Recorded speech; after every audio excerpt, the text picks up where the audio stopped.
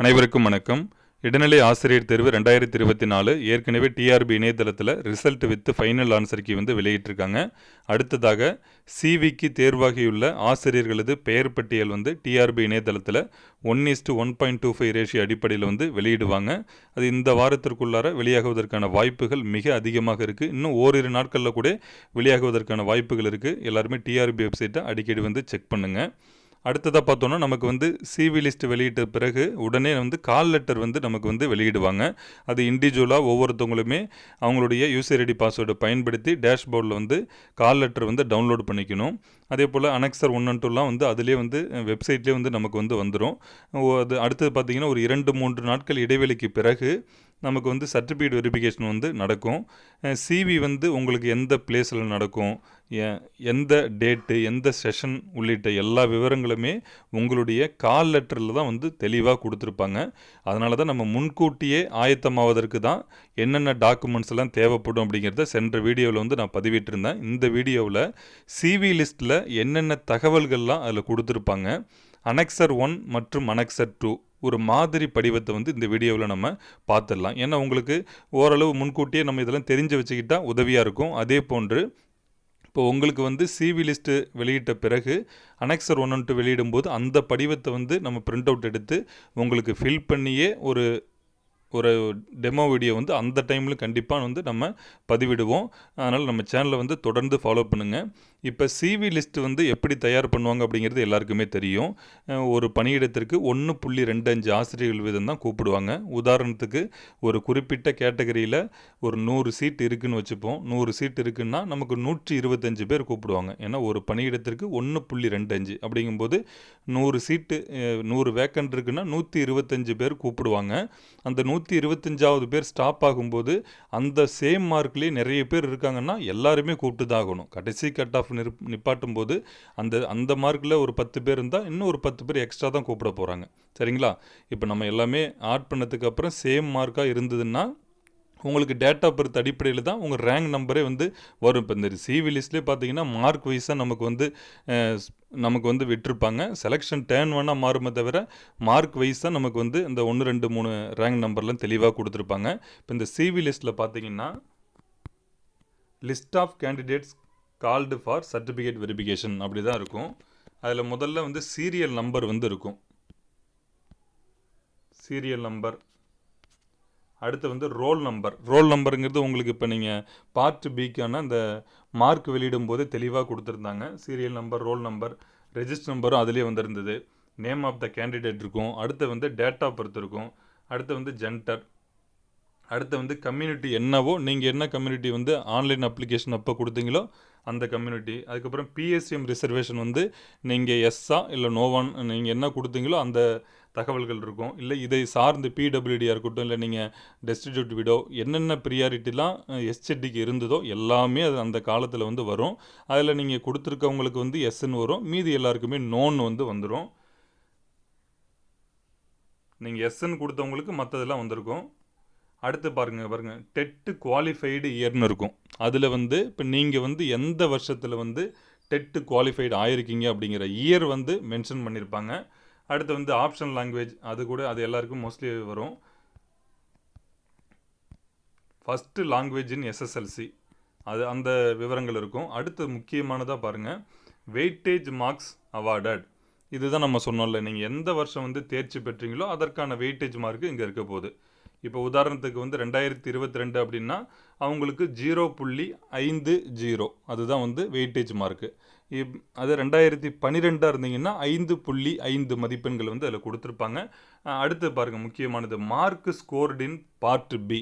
Part பியில் நீங்கள் எவ்வளவு மார்க் எடுத்திருக்கீங்க அந்த மார்க்கு. இப்போ டோட்டல் மார்க்ஸ்ன்னு இருக்கும். ரெண்டுத்தையும் ஆட் பண்ணி இப்போ பாருங்கள் 0.5 125னா 125.50 இதுதான் டோட்டல் மார்க்ஸு. இந்த டோட்டல் மார்க்கு தான் நம்மளுடைய ரேங்க். இந்த மார்க் அடிப்படையாக வச்சு தான் உங்களுக்கு ஒவ்வொரு ரேங்காக கொடுத்துட்டே இருப்பாங்க. இதில் அடுத்தது பார்த்தீங்கன்னா கம்யூனல் டேர்ன் இருக்குது பாருங்கள். நீங்கள் என்ன கம்யூனிட்டிங்கிறத முன்னாடியே கொடுத்துருவாங்க. நீங்கள் எந்த கம்யூனல் டர்னில் உங்களுக்கு செலக்ட் பண்ணியிருக்காங்க, எந்த இதில் கூப்பிட்ருக்காங்க அப்படின்னு கேட்டிங்கன்னா ஜென்ரல் டர்ன் ஃபஸ்ட் எடுத்தோன்னே ஜிடி இருக்கும். சரி, உங்களை ஷார்ட் ஃபால் வேக்கன்சியா இல்லை பேக்லாக் வேக்கன்சியா இல்லை கரண்ட் வேக்கன்சி அப்படிங்கிறது வந்து இந்த கடைசியில் கொடுத்துருக்காங்க பாருங்கள். சிவின்னா கரண்ட் வேக்கன்சி, பிவின்னா பேக்லாக் வேக்கன்சி, எஸ்எஃப்னா ஷார்ட்ஃபால் வேக்கன். அந்த இது எல்லாமே எதில் வந்து கூப்பிட்ருக்காங்க அப்படிங்கிறது எல்லா விவரங்களுமே இருக்கும். இதுதான் வந்து நமக்கு வந்து சிவி லிஸ்ட்டில் இவ்வளவு தகவல்கள் வந்து கொடுத்துருப்பாங்க. எல்லா விவரங்களுமே உங்களுடைய application number, roll number, register number, உங்கள் பேர், டேட் ஆஃப் பர்த் இருக்கும், ஜெண்டர் இருக்கும், கம்யூனிட்டி, வேறு என்னென்ன ப்ரியாரிட்டி இருந்ததோ எல்லா ப்ரியாரிட்டியுமே விவரங்கள் வரும். நீங்கள் எஸ்என் கொடுத்துருந்தா எஸ்என் இருக்கும், இல்லைன்னா நோன் இருக்கும். அதே போல் எந்த வருஷம் நீங்கள் டெட்டு பாஸ் பண்ணியிருக்கீங்க அந்த அந்த இயர் வந்து கொடுத்துருப்பாங்க. அதற்கான வெயிட்டேஜ் மார்க் இருக்கும். நீங்கள் பார்ட் பில் எடுத்த மார்க் இருக்கும், டோட்டல் மார்க் இருக்கும். உங்களை எந்த கேட்டகரி அடிப்படையில் கூப்பிட்ருக்காங்க அப்படிங்கிற விவரங்கள்லாம் அதில் கொடுத்துருப்பாங்க. கடைசியாக வந்து செலெக்ஷன் 10, அதாவது எந்த கரண்ட் வேக்கன்சியா பேக்லாக் வேக்கன்சியா எஸ்எஃப்னு இருக்கும். இவ்வளவு தான். இப்படி தான் வந்து நமக்கு வந்து சிவி லிஸ்ட்டு வந்து வெளியிடுவாங்க. சிவி லிஸ்ட் வந்து வெளியிட்டாச்சுனாலே அதில் வந்து ஈஸியாக யார் யாருக்கெல்லாம் கிடைக்குங்கிறது நம்மளாவே இருக்கக்கூடிய காலியிடங்களை அடிப்படையாக வச்சு ஈஸியாக கண்டுபிடிச்சலாம். ஏன்னா அதன் பிறகுலாம் மார்க் யாருக்கும் அதிகமாக போகிறதில்ல. இருக்கிறவங்க ஒரு சிலர் வந்து இன்எலிஜிபிள் ஆவாங்க, இல்லை ஏதாவது ப்ராப்ளம் இருந்ததுன்னா வித்துகள் போடுவாங்க, அவ்வளவுதான். அதனால் யார் யாருக்கு கிடைக்குங்கிறது நம்ம சிவி லிஸ்ட் அன்னைக்கே வந்து தெளிவாக தெரிஞ்சுக்கலாம். எல்லாருமே நம்பிக்கையோடு இருங்க.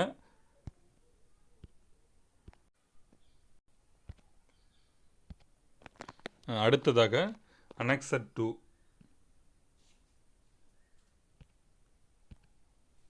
Identification certificate. இது வந்து காமனாக எல்லாருக்குமே சேமாக இப்படி தான் கொடுத்துருப்பாங்க. உங்கள் போஸ்ட் நேம் வந்து இதில் கொடுத்துருப்பாங்க, செகண்டரி கிரேட் டீச்சர்னு. இதில் சிவி நம்பர், சிவி டேட்டு, இது எல்லாமே பார்த்திங்கன்னா நம்மளுடைய கால் லெட்டரில் தான் இது எல்லா விவரங்களுமே கொடுத்துருப்பாங்க. அப்போ கால் லெட்டர் வந்து எல்லாருமே சேவ் பண்ணி வச்சுக்கணும். ஏன்னா அது நம்ம கடைசி வரைக்குமே ஜாயின் பண்ணுற வரைக்கும் தேவைப்படும். கால் லெட்டர் வந்து வெளியிட உங்கள் டேஷ்போர்டில் நீங்கள் வந்து டவுன்லோட் பண்ணக்குள்ளேயே சேவ் பண்ணி எல்லாருமே நீங்கள் வாட்ஸ்அப்பில் அனுப்பி வச்சுட்டாலும் சரி, இல்லை மெயில் அனுப்பிட்டாலும் கால் லெட்டர் வந்து நமக்கு கண்டிப்பாக இருக்கணும். ஜெராக்ஸை நிறையாவுக்கு போட்டு வச்சுக்கிங்க. கால் லெட்டர்லேயே உங்களுடைய சிவி நம்பர், சிவி டேட்டெலாம் வந்து தெளிவாக கொடுத்துருப்பாங்க. சிவி டேட்டு வந்து இப்போ நீங்கள் உதாரணத்துக்கு இந்த மாதத்தில் ஏதோ ஒரு நாள் இருக்காங்க அப்படின்னா கொடுத்துருப்பாங்க. 21 இப்போ 21/4/2025 அப்படின்னா நம்ம இந்த மாடல் எழுதிக்கலாம். சிவி நம்பர்லாம் உங்களுக்கு அங்கேயே கால் லெட்டர்லேயே டீட்டெயிலாக கொடுத்துருப்பாங்க. ரோல் நம்பர் அப்படிங்கிறதும் கால் லெட்டரில் டீட்டெயிலாக தெளிவாக கொடுத்துருப்பாங்க. அப்ளிகேஷன் நம்பருங்கிறதும் உங்களுக்கு கால் லெட்டர், இது எல்லாமே கால் லெட்டர்லேயே உங்களுக்கு வந்து எல்லா டீட்டெயிலுமே வந்துடும். நேம் ஆஃப் த கேண்டிடேட் அப்படிங்கிற இடத்துல உங்களுடைய பெயர் வந்து எழுத போகிறீங்க, சரிங்களா? அங்கே நீங்கள் எப்படி கொடுத்தீங்களோ ஆங்கிலத்தில் நம்ம எல்லாமே ஃபில் பண்ணலாம்.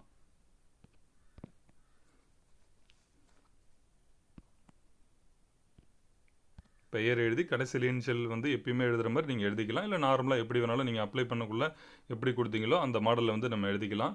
Specimen signature of the candidate. இங்கே பாருங்கள், இங்கே வந்து ஒரு 3 சைன் வந்து இந்த 3 கட்டத்துலையுமே நீங்கள் 3 சைன் வந்து பண்ணணும். 3 சைன் வந்து இதெல்லாம் வந்து எப்போ நம்ம சிவிக்கு போகிறதுக்கு முன்னாடியே இதெல்லாம் ரெடி பண்ணி வச்சுக்கிட்டு, இங்கே பாருங்கள் 3 சைன் நம்ம போட்டதுக்கப்புறம் கீழே signature attested by a gazetted officer with name and designations seal. உதாரணத்துக்கு நீங்கள் வந்து ஒரு ஹையர் செகண்டரி ஸ்கூல் ஹெட் மாஸ்டர்கிட்ட வாங்குறீங்கன்னா, நான் உதாரணத்துக்கு தான் சொல்கிறேன், வாங்குறீங்கன்னா அப்போ நீங்கள் இதில் 3 இதில் சைன் போட்டிருப்பீங்க. 3 ஒரே சைன் தான், உங்கள் சைன் தான் போட போகிறீங்க.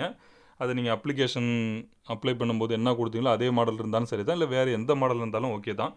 இங்கே அவங்க வந்து அவங்களுடைய பெயர் இருக்கணும், அவங்களுடைய டெசிக்னேஷன். இப்போ அவங்களுடைய பெயர் அரசு மேல்நிலைப்பள்ளி, அதாவது தலைமை ஆசிரியர் அரசு மேல்நிலைப்பள்ளி, அந்த ஊர் பேர் எல்லாமே சீலில் வந்து தெளிவாக இருக்கணும். நேம் வித் டெசிக்னேஷன் சீல் இருக்கிற மாதிரி அதில் பார்த்துங்க. நேம் இல்லைன்னா ஒன்றும் இல்லை, அவங்களாவே நீங்கள் சொன்னீங்கனாலே அவங்களுடைய பெயர் வந்து எழுதிப்பாங்க. ஏன்னா சீலில் வந்து மோஸ்ட்லி பெயர் இல்லைன்னா ஒன்றும் இல்லை, அவங்க வந்து சைன் பண்ணிவிட்டு கீழே வந்து அவங்க பேர் எழுதுவாங்க. க்ரீனிங்கில் பேர் எழுதிட்டு அந்த சீல் வச்சா போதும். Head master government higher secondary school அப்படின்னு எழுதி அந்த சீலில் இருந்தால் போதும். நேம் வந்து மறக்காமல் க்ரீனிங்கால் எழுத சொல்லிவிடுங்க அவங்களவே.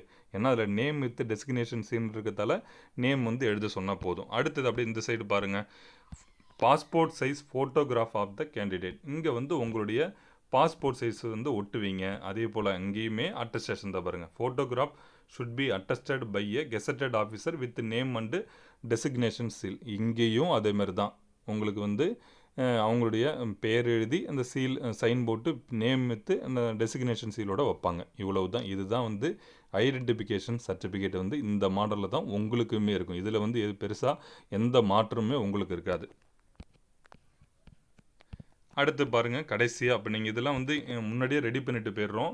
இந்த இடத்துல மட்டும் நீங்கள் ஆன் த டைமில் வந்து சைன் பண்ணுற மாதிரி இருக்கும் பாருங்கள். Signature of the candidate to be signed before the verification officer during CV only அப்படின்னா நீங்கள் இங்கே பண்ணிட்டு கூட நம்ம முன்னாடியே நம்ம சொன்ன மேலே வரைக்கும் தான் நம்ம அட்டஸ்டேஷன்லாம் வாங்கிட்டோம். இந்த இடத்துல வந்து நீங்கள் ஆன் த சிவி நடக்கிற டைமில் அவங்களுக்கு முன்னாடி நீங்கள் இந்த இடத்துல சைன் பண்ணணும். அவங்க வந்து இந்த இடத்துல வந்து சைன் பண்ணிப்பாங்க. அந்த signature of verification team head வந்து அதில் வந்து சைன் பண்ணுவாங்க. இவ்வளவு தான் வந்து நமக்கு அனெக்சர் டு ஐடென்டிஃபிகேஷன் சர்டிஃபிகேட். இதிலே கொடுத்துருக்காங்க பாருங்கள். 2 copies must be submitted at the time of CV. அப்போ 2 காப்பியுமே நம்ம ஒரிஜினலாக எழுதிக்கலாம். சரிங்களா? அப்போ இதில் எடுக்கிறீங்கன்னா 2 காப்பி எடுத்து நீங்கள் மேனுவலாகவே நம்ம கையால் எழுதி 2 ஒரிஜினல் வாங்கி வச்சுக்கிட்டாலே போதும். போன டைம் வந்து ஜெராக்ஸ் ஒரு சில பேர் வந்து 1 தான் எழுதியிருப்பாங்க. இன்னொன்று ஜெராக்ஸ் கொடுத்தாலும் 1 சொல்ல அதுக்கெலாம் இருந்தாலும் நீங்கள் வந்து 2 காப்பி அப்படிங்கும்போது நார்மலாகவே நீங்களாகவே எழுதி வச்சுக்கலாம். ஒரிஜினலாகவே எழுதி எடுத்துக்கிறது நல்லது தான். இதுதான் வந்து நமக்கு ஐடென்டிஃபிகேஷன் சர்டிஃபிகேட். அடுத்தது பார்த்தீங்கன்னா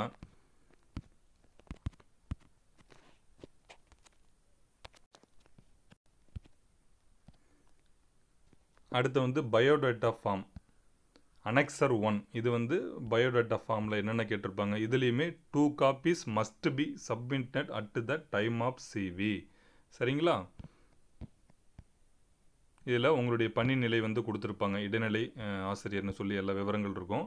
பாடம் அது வந்து உங்களுக்கு பாடம்லாம் வராது. இதில் வந்து பார்த்திங்கன்னா சான்றிதழ் சரிபார்த்தல் எண் மற்றும் நாள் இது எல்லாமே கால் லெட்டரில் தெளிவாக எல்லாமே வந்துட போகுது. நமக்கு நம்மளுடைய பாஸ்போர்ட் சைஸ் ஃபோட்டோ வந்து இங்கே ஒட்டிக்க போகிறோம். இங்கேயும் அதே மாதிரி தான் passport size photo with attestation by a gazetted officer. இங்கேயும் ஃபோட்டோ ஒட்டி அட்டஸ்டேஷன் வந்து நம்ம வாங்கி வச்சுக்கிறோம். அடுத்து பாருங்கள், முதல்ல எடுத்தோடனே பெயர். நீங்கள் வந்து இதில் தமிழ் வடிவத்தில் ஃபில் பண்ணாலும் ஓகே தான், இல்லை வந்து ஆங்கில வடிவத்தில் ஃபில் பண்ணாலும் ஓகே தான். மோஸ்ட்லி வந்து ஆங்கில வடிவத்திலே செஞ்சுருங்க. ஏன்னா ஒரு சில சந்தேகங்கள் உங்களுக்கு வரும். அதனால் எல்லாருமே நார்மலாகவே நீங்கள் ஆங்கிலத்திலே ஃபில் பண்ணிக்கல. இப்போ உங்கள் பெயர் அப்படின்னா நம்ம உதாரணத்துக்கு ஒரு அருண் ஆர் அப்படின்னு வச்சா அருண் ஆர் இதை மாதிரி நார்மலாக எழுதிக்கிட்டாலே போதும். அதுக்கப்புறம் நிரந்தர முகவரி அஞ்சலக குறியீட்டினுடன் விண்ணப்பத்தில் குறிப்பிட்டுள்ளபடி, விண்ணப்பத்தில் வந்து நீங்கள் என்ன அட்ரஸ் கொடுத்தீங்களோ அதே அட்ரஸ் வந்து நீங்கள் எழுதிக்கலாம். அதை வந்து உங்கள் தந்தை பெயர்லாம் எழுத தேவையில்லை, கணவர் பெயர் எழுத தேவையில்லை. நார்மலாக டோர் நம்பர், தெரு பெயர், ஊர் பெயர், தாலுக்கா, மாவட்டம், இதை மட்டும் மஸ்ட்டு வந்து பின்கோடு இது எல்லாமே ஆங்கில வடிவத்திலே ஃபில் பண்ணிக்கிங்க. அதான் உங்களுக்கு நல்லது. கடைசியாக இன்னொன்று நான் சொல்கிறேன், அது நீங்கள் கடைசியாக அவங்களே மென்ஷன் பண்ணி கொடுத்துருக்காங்க. அடுத்து பார்த்தீங்கன்னா ஆண் பெண் இதில் வந்து நீங்கள் 3ஆம் எதையோ இப்போ மேல் அப்படின்னா நீங்கள் மேல்னு எழுதிக்கிட்டால் போதும். MALE மேல்னு எழுதினா போதும். ஃபீமேல்னா ஃபீமேல், டிரான்ஸ்ஜெண்டர்னா டிரான்ஸ்ஜெண்டர். அடுத்து பார்த்தீங்கன்னா தந்தை, கணவர், காப்பாளரின் பெயர். இதில் எது எழுத போகிறீங்களோ இப்போ தந்தை பேர் நீங்கள் எழுதுறீங்கன்னா நார்மலாக தந்தைன்னு டிக் பண்ணிவிட்டு அவங்களுடைய பெயர், தந்தையோட பெயர் வந்து இங்கே எழுதினா போதும். அடுத்து பிறந்த தேதி, SSLC புத்தகம் மதிப்பெண் பட்டியலின்படி வந்து அதான் நம்ம எழுத போகிறோம். பிறந்த தேதி வந்து இப்போ 26/6/03/1989 அப்படின்னா இதை நார்மலாக நீங்கள் எழுதிக்கிட்டால் போதும். அடுத்து பார்த்தீங்கன்னா இப்போ இனம்னு கேட்டிருப்பாங்க. இதில் குறிப்பிட்டிருக்கிற எந்த கேட்டகரியோ நீங்கள் அதை எழுதிக்கணும். சரி, உங்களுடைய கேட்டகரியை சொல்கிறேன். நீங்கள் என்ன கேட்டகரியோ அந்த கேட்டகரியை வந்து இதில் எழுதிக்கணும். நீங்கள் ஆங்கில வடிவத்திலே எழுதிக்கலாம். இப்போ ஓசின்னு உதாரணத்துக்கு நான் சொல்கிறேன். ஓசின்னா ஓசின்னு எழுத போகிறீங்க. MBC டிஎன்சினா MBC for DNC, BC, BCM, SC, SCA, ST என்ன கேட்டகரியோ நீங்கள் அந்த இதை வந்து ஆங்கிலத்தில் எழுதினாலே போதும். அடுத்தது பாருங்கள், இனச்சான்றிதழில் விண்ணப்பதாரரின் பெயருடன் யார் பேர் வந்து உங்களுக்கு வந்து கம்யூனிட்டி சர்டிஃபிகேட்டில் வந்து கொடுத்துருக்காங்க. இங்கே பாருங்கள், நல்லா தந்தை பெயர்லையா, தாய் பெயர்லையா, கணவரின் பெயர்லையா அப்படின்னா நம்ம எல்லாருமே மஸ்ட்டு வந்து தந்தை பெயரில் தான் வாங்கியிருப்போம். அந்த தந்தை வந்து டிக் பண்ணிவிட்டு கீழே பாருங்கள், ஆம் எனில் தந்தை, தாய், கணவரின் பெயர் யார் பேரில், இப்போ நம்ம அப்பா பேரில் ஃபாதர் நேமில் வாங்கியிருப்போம். அந்த ஃபாதரோட நேம் வந்து இங்கிலீஷில் அழகாக இங்கே நீங்கள் இந்த கட்டத்துக்கு இங்கே சைடில் எழுதிடணும். அவங்களுடைய பெயர் வந்து இங்கே எழுதிடணும். சரிங்களா? அடுத்து பாருங்கள், இனச்சான்றிதழ் அளித்துள்ள வருவாய்த்துறை அலுவலரின் பதவி மற்றும் அலுவலக முகவரி விவரம். யார் இப்போ உதாரணத்துக்கு நான் சொல்கிறேன். இப்போ ஹெட் குவார்ட்டர்ஸ் டெபுட்டி தாசில்தார் எங்களுக்கு யார் கொடுத்தாங்களோ அந்த ஏரியா வந்து நான் நேம் போடுவேன். புரியுதுங்களா? Head quarters deputy tahsildar. உங்களுக்கு வேறன்னா என்ன உங்கள் கம்யூனிட்டி சர்டிஃபிகேட்லேயே தெளிவாக அதில் கொடுத்துருப்பாங்க. சரிங்களா? அதனுடைய அவங்களுக்கு ஃபுல்லாக அங்கே விவரங்களை வந்து அதில் எழுதினா போதும். நான் ஒரு சாம்பிளுக்கு தான் சொன்னேன். Head quarters deputy tahsildar Chennai இல்லை என்னவோ கொடுத்துருக்காங்களோ அதை அப்படியே ஃபுல்லாக எழுதிக்கிங்க. அடுத்து இணைச்சான்றிதழின் வரிசை எண் மற்றும் வழங்கப்பட்ட தேதி. வரிசை எண்ணா இப்போ உங்களுக்கு ஒரு உதாரணத்துக்கு சொல்கிறேன் பாருங்களேன். ஒரு கம்யூனிட்டி சைட் வந்து அட்டை வடிவத்தில் நம்மளுக்கு ஆரம்பத்தில் கொடுத்துருப்பாங்க அப்படின்னா அதில் இந்த நமக்கு ரெட் கலரில் ஒரு நம்பர்ஸ் இருக்கும். அதை வந்து மேலே எழுத போகிறோம். எந்த வழங்கப்பட்ட தேதி பார்த்தீங்கன்னா ஒன்று பாருங்கள், அதிலே மோஸ்ட்லி இருக்கும். இல்லை கீழே சைன் பண்ணுறக்கு டேட்டு நீங்கள் எதாவது ஆன்லைனில் அப்ளை பண்ண கொடுத்துருப்பீங்க, அந்த டேட்டு அழகாக அதில் எழுதுருங்க. அவ்வளவுதான். அடுத்தது பாருங்கள், கல்வி தகுதிகள். இப்போ நீங்கள் 10th 12th டிடிஎடு எல்லாமே இதில் வந்து வந்துடும். அதில் வந்து நீங்கள் எஸ்எஸ்எல்சி அப்படின்னா முதல்ல பார்த்தீங்கன்னா எந்த வருஷத்துலேருந்து எந்த வருஷம் வரைக்கும் அப்படின்னு கேட்டிருப்பாங்க. இப்போ நான் உதாரணத்துக்கு சொல்கிறேன். நான் வந்து 2004 இப்போ எஸ்எஸ்எல்சி முடிச்சேன்னு வச்சுப்போம். உதாரணத்துக்கு நான் சொல்கிறேன். நான் வந்து 2004 எஸ்எஸ்எல்சி முடித்தேன்னா இங்கே எப்படி எழுதுவேன், 2003 டு இந்த 2வது கட்டத்தில் 2004 அப்படின்னு போடுவேன். 2003 டு 2004 நான் 10th படித்தேன். அவ்வளவுதான். அடுத்து மேல்நிலை கல்வி எப்போ வரும், 2004 டு 2006. அவ்வளோதான். 3 to 4 வந்து நான் 10th படித்தேன்.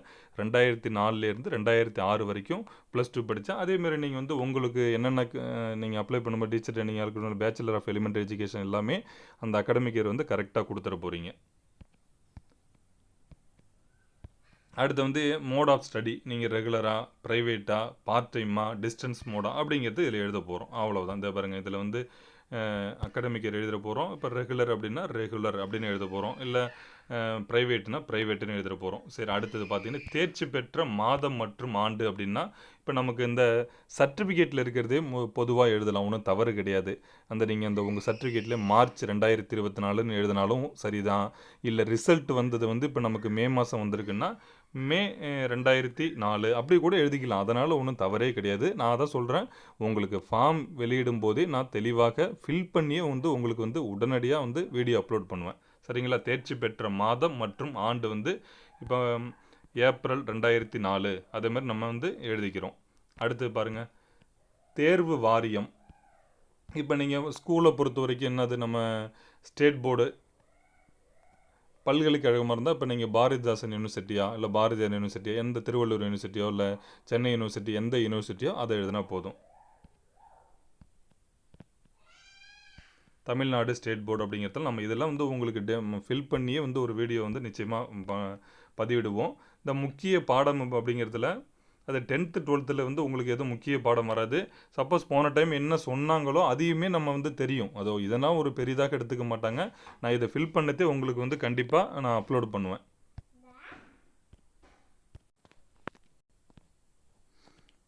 இந்த முக்கிய பாடமே வந்து நம்ம 10th பொறுத்த வரைக்கும் எதுவுமே இல்லை. அதனால் ஒரு டேஷ் போட்டுடலாம். 12th இருந்தால் இப்போ நான் வந்து பயோமேக்ஸ் படித்தேன்னா நான் பயோமேக்ஸ் அப்படின்னு இங்கிலீஷ்லேயே எழுதலாம். பயோமேக்ஸ். பியூர் சயின்ஸ்னால் பியூர் சயின்ஸ். அதை மாதிரி வந்து அந்த முக்கிய பாடத்தை வந்து நம்ம எழுதிக்கலாம். பயிற்று மொழி வந்து தமிழா இங்கிலீஷா அப்படிங்கிறத இதில் மென்ஷன் பண்ணிவிட்டு தேர்ச்சி சதவிகிதம் பர்சன்டேஜ் ஆஃப் மார்க்ஸ் வந்து நம்ம அது ஈஸியாக வந்து நீங்கள் அப்ளை பண்ணக்குள்ளே கொடுத்துருப்பீங்க. உங்கள் மார்க் ஷீட்டில் இருக்கக்கூடிய எல்லா மார்க்குமே ஆட் பண்ணி தான் நீங்கள் வந்து பர்சன்டேஜ் போடணும். சரிங்களா? அதை நான் தெளிவாக இப்போவே சொல்லிட்டேன். நான் வீடியோ அந்த டைம்லேயுமே சொல்லியிருப்பேன், உங்களுக்கு இன்ஸ்ட்ரக்ஷன்லையுமே கொடுத்துருப்பாங்க. அடுத்தது பாருங்கள், தமிழ்நாடு ஆசிரியர் தகுதி தேர்வு சான்றிதழ் தாள் 1 அப்படின்னு உங்களுக்கு கொடுப்பாங்க. உங்களுடைய டிஎன் டெட்டு பதிவெண்ணை வந்து அழகாக இங்கே எழுதிடுறோம். TN TET பதிவெண். இங்கே தேர்ச்சி மதிப்பெண். இப்போ நீங்கள் உதாரணத்துக்கு நான் சொல்கிறேன் பாருங்கள். இப்போ நீங்கள் வந்து ஒரு 98 மார்க் எடுத்துட்டீங்கன்னா தேர்ச்சி மதிப்பெண் 98. உங்களுடைய டெட்டு ரெஜிஸ்ட்ரேஷன் நம்பரை இங்கே எழுதணும். இப்போ நீங்கள் 13 டெட் அப்படின்னு ஆரம்பிக்கும். 40 20 209 இப்படிலாம் இருக்கும். அந்த மாதிரி இப்போ நான் டெட்டு தேர்ச்சி பெற்ற வந்து 2013. அப்போ எனக்கு எப்படி இருந்ததுன்னா 13 டிஇடி 20 30 அந்த மாதிரி நம்பர் இருந்தது. நீங்கள் அதை மாதிரி எழுதிக்கணும். தேர்ச்சி பெற்ற ஆண்டு இங்கே வந்து 2013 இல்லை 2022ன்னா அந்த இயர் வந்து இங்கே எழுதிக்க போகிறோம். விருப்பப்படம் உங்களுக்கு அப்படி எதுவும் வராது, உங்களுக்கு எல்லாருக்கும் காமன் தான். இங்கே தாய்மொழி வந்து அது வந்து நீங்கள் எழுத போகிறீங்க. இங்கே பள்ளியில் பகுதி 1 படித்த மொழி, அதுவும் நம்ம தமிழ் தான். மீதி எல்லாமே தமிழ் வழியில் பயின்றதற்கான முன்னுரிமையாக ஆம்னு கொடுத்தா அடுத்தடுத்த விவரம் வரும், இல்லைன்னா எதுவுமே இல்லை, உங்களுக்கு எல்லா ப்ரியாரிட்டியும் வரும். நீங்கள் இல்லைன்னா இல்லைன்னு போட்டுருங்க, ஆம்னா கொடுத்துட்டு அதனுடைய விவரங்கள் வந்து நம்ம எழுதிக்கணும். தாங்கள் அரசு துறையில் வேறு எங்கும் பணிபுரிவரா? ஆம்னா அதற்கு யார் உங்களுக்கு வந்து என்ஓசி கொடுத்தாங்களோ அவங்களுடைய பதவி மற்றும் அலுவலக முகவரி வந்து அதில் எழுத வேண்டியதான். தாங்கள் ஏற்கனவே ஆசிரியர் தேர்வு வாரியத்தால் தேர்ந்தெடுக்கப்பட்டு பணிபுரிவரா? ஆம்னா ஆம்னு போட்டு அது விவரம் எழுதுங்க, இல்லைன்னா இல்லைன்னு போட்டுருங்க. ஆசிரியர் தேர்வு வாரியத்தின் மீது ஏதேனும் வழக்கு தொடுத்துள்ளீரா? ஆமா, இல்லைன்னா இல்லை. ஆமா இருந்தால் கண்டிப்பாக நீங்கள் ஏதாவது வழக்குகள் நீங்கள் இருந்துன்னா தாராளமாக அந்த வழக்கை வந்து நம்பரில் மென்ஷன் பண்ணிவிடுங்க. இதனால் ஒன்றும் பிரச்சனை கிடையாது. உங்களை வந்து வித்துகள்லாம் வந்து செய்ய மாட்டாங்க, மறைச்சிடாதீங்க சரிங்களா? ஏதாவது கொடுத்துருங்க, அது விவரங்களை வந்து தயவுசெய்து எழுதிடுங்க. எழுதுனாலும் உங்களை யாருமே வித்துகள்லாம் வந்து போட மாட்டாங்க, அந்த ரீசனாலாம் வந்து செய்ய மாட்டாங்க. அதேபோல் தங்கள் மீது வழக்கு ஏதேனும் தொடுக்கப்பட்டுள்ளதா, நிலுவையில் உள்ளதா அப்படின்னு கேட்டிருக்காங்க. ஆம்னு கொடுத்து அது விவரம் எழுதணும், அந்த நம்பரோடு எழுதணும், இல்லைன்னா இல்லை. அவ்வளோதான். கீழே பார்த்தீங்கன்னா உறுதிமொழி, உங்களுக்கு எல்லா விவரங்களுமே கொடுத்துருப்பாங்க. நான் நன்கு அறிவேன். அழைப்பு கடிதத்தில் குறிப்பிட்டுள்ள அனைத்து சான்றிதழ்கள் மற்றும் ஆவணங்களையும் சான்றிதழ் சரிபார்ப்பு நாளன்று சமர்ப்பிக்க இயலவில்லை எனில் என்னுடைய தெரிவு நிராகரிக்கப்படும் என்பதை நான் நன்கு அறிவேன். அப்படிங்கிறதுல அந்த முக்கிய குறிப்பு அப்படின்னு ஒன்று இருக்கும். அதில் இன்கேஸ் உங்களுக்கு ஏதாவது கொரீஸ் இருந்ததுன்னா அதை வேணால் அதில் மென்ஷன் பண்ணி கொடுத்துருப்பாங்க, இல்லைன்னா ஒன்றும் இருக்காது. இப்படிவத்தினை பூர்த்தி செய்யும் பொழுது எக்காரணம் கொண்டும் அடித்தல் திருத்துதல், ஒயிட்னர் கொண்டு அடித்தல் போன்றவை செய்யக்கூடாது. தேவை ஏற்படின் இணையதளத்தில் புதிய படிவத்தை பதிவிறக்கம் செய்து பயன்படுத்தவும். இப்போ நல்லா தெளிவாக புரியுதுங்களா? நம்ம பிரிண்ட் அவுட் எடுக்கக்குள்ளே எடுத்துக்கிறோம். முதல்ல ரஃப்பாக வந்து ஒன்று ஃபில் பண்ணி வச்சுக்கிறோம். ரஃப்பாக ஃபில் பண்ணி வச்சுக்கிட்டு அதன் பிறகு வந்து நீங்கள் ரெண்டு இது வந்து நீங்கள் நார்மலாக ஒரிஜினலாக ஃபில் பண்ணிக்கலாம். முதல்ல வந்து ரஃப்பாக வந்து ஒரு இதை வந்து ஃபில் பண்ணி வச்சுக்கிட்டு அதன் பிறகு வந்து அடிக்கக்கூடாது, ஒயிட்னர் வைக்கிறது, இதெல்லாம் தயவுசெய்து எதுவும் செய்யாதீங்க சரிங்களா? அவ்வளோதாங்க. உங்கள் விண்ணப்பதாரின் கையொப்பம், இடம், தேதி எல்லாமே நம்ம அங்கே சிவி வந்து இப்போ சென்னையில் நடக்குதுன்னா இடம் வந்து சென்னைன்னு போட்டு தேதி வந்து அந்த சிவி டேட்டை போடணும். இப்போ உதாரணத்துக்கு இந்த மாதம் ஏதோ ஒரு டேட்டுனா அந்த தேதியை என்னைக்கு சிவி நடக்குதோ அந்த தேதி அந்த இடம் வந்து நீங்கள் போட்டால் போதும். அதே போல் கடைசியாக பார்த்தீங்கன்னா உங்கள்கிட்ட ஒரு சைன் வாங்குவாங்க. என்னைக்கு உங்களுக்கு டேட்டு நடக்குதோ அன்று நடைபெற்ற சான்றிதழ் சரிபார்ப்பின் போது சமர்ப்பிக்கப்பட்ட எனது அசல் கல்வி சான்றிதழ்கள் மற்றும் ஆவணங்களை திரும்ப பெற்றுக்கொண்டேன் அப்படிங்கிறதுல உங்களுக்கு உங்களுடைய சைனு டேட்டோடு போடணும். ஏன்னா ரிட்டன் வந்து உங்கள்கிட்ட ஒரிஜினலெல்லாம் அன்றைக்கே கொடுத்துருவாங்க. இவ்வளவு தான் வந்து நமக்கு ஐடென்டிஃபிகேஷன் சர்டிஃபிகேட்டும் சொல்லியாச்சு, பயோடேட்டாவும் சொல்லிட்டோம். ஏன் நம்ம முன்கூட்டியே தெரியப்படுத்துகிறோன்னா ஓரளவு நமக்கு இப்போ இதில் என்னென்னலாம் கேட்குறாங்கங்கிறது நமக்கு முன்கூட்டியே தெரிஞ்சு வச்சுக்கிட்டால் நல்லது தான். நம்ம இது வந்து உங்களுக்கு வெளியிடும்போது அந்த படிவத்தை வந்து பதிவிறக்கம் செய்து அதை வந்து ஃபில் பண்ணியே நான் வந்து உங்களுக்கு ஒரு வீடியோவாக வந்து பதிவிடுவேன். அனைவருக்கும் மிக்க நன்றி. அதே போல் இன்னொரு தகவல்னு சொல்ல மறந்துட்டேன். இப்போ கடைசியாக நடந்தவங்களுக்கு, அதாவது 2022 டெட்டு பேப்பர் 1ல் யாராவது பாஸ் பண்ணியிருந்தீங்கன்னா அதில் மார்க் இல்லாமல் இருக்குன்னு தான் நினைக்கிறேன். ஏன்னா அதில் வந்து தேர்ச்சி மற்றும் தான் கொடுத்துருப்பாங்க. அதுக்கு முன்னாடியெல்லாம் நமக்கு மார்க்கோடு மென்ஷன் பண்ணியிருக்கும். இருந்தால் இந்த 2022 பேப்பர் 1ல் மார்க் இல்லாமல் வெறும் பாஸ் சர்டிஃபிகேட் மட்டும் கொடுத்துருந்தாங்கன்னா அவங்க மேபி உங்ககிட்ட அந்த டெட்டு ஸ்கோர் கார்டுன்னு ஒன்று வெளியிட்டாங்க. அது 2022 வெளியிட்டாங்கன்னு தான் நினைக்கிறேன். ஏன்னா பேப்பர் 2க்கு வந்து மதிப்பெண்கள் இல்லாமல் தான் கொடுத்தாங்க. உங்களுக்கு அப்படி கொடுத்துருந்தாங்கன்னா அந்த டெட்டு பாஸ் சர்டிஃபிகேட்டில் வந்து உங்களுடைய மார்க் இருக்கான்னு பார்ப்பாங்க. இருந்தாலும் இது ஒரு பிரச்சனை கிடையாது. அதில் இல்லைன்னா ஸ்கோர் கார்டுன்னு ஒன்று வந்து நமக்கு வெளியிட்டாங்க அந்த டைமில். அது இருந்ததுன்னா 2022 தேர்ச்சி பெற்றவங்க மட்டும் அந்த டெட்டு ஸ்கோர் கார்டை வந்து எடுத்து வச்சுக்கலாம். இல்லை அது இல்லைன்னா ஒன்றும் பிரச்சனைலாம் இல்லைங்க. இதனால் கேட்க மாட்டாங்க. ஒரு சில ஹாலில் வந்து கேட்டாங்கன்னா, ஏன்னா உங்கள் மார்க் வந்து இப்போ நீங்கள் ஒரு மார்க்கை கொடுத்துருப்பீங்க, அவங்க சர்டிஃபிகேட்டில் பார்க்கக்குள்ள என்ன இதில் மார்க்கே இல்லையே அப்படின்னு கேட்டாங்கன்னா, நம்ம யாருக்குமே எங்களுக்கு வந்து மதிப்பெண்கள்லாம் கொடுக்கல 2022 பேட்ச்னு சொல்லிக்கலாம். இருந்தாலும் கேட்டாங்கன்னா இருக்கிறவங்க கேட்டால் மட்டும்தான் நான் சொல்கிறேன். உடனே இதை வந்து யாரும் நாங்கள்லாம் வந்து ஸ்கோர் கார்டு டவுன்லோட் பண்ணலாம் அப்படிலாம் கேட்காதீங்க. அது வந்து கேட்க மாட்டாங்க. ஒரு சில ஹாலில் கேட்டாலும் சொல்லிட்டீங்கனாலே போதும், அக்செப்ட் பண்ணிப்பாங்க சரிங்களா? இருந்ததுன்னா நமக்கு ஏற்கனவே வெளியிடும் போதே ஸ்கோர் கார்டெலாம் வெளியிட்டாங்க. அதை வேணால் இருக்கிறவங்க எடுத்து வச்சிங்க. இல்லைன்னாலும் ஒன்றும் பிரச்சனை இல்லை. அனைவருக்கும் மிக்க நன்றி.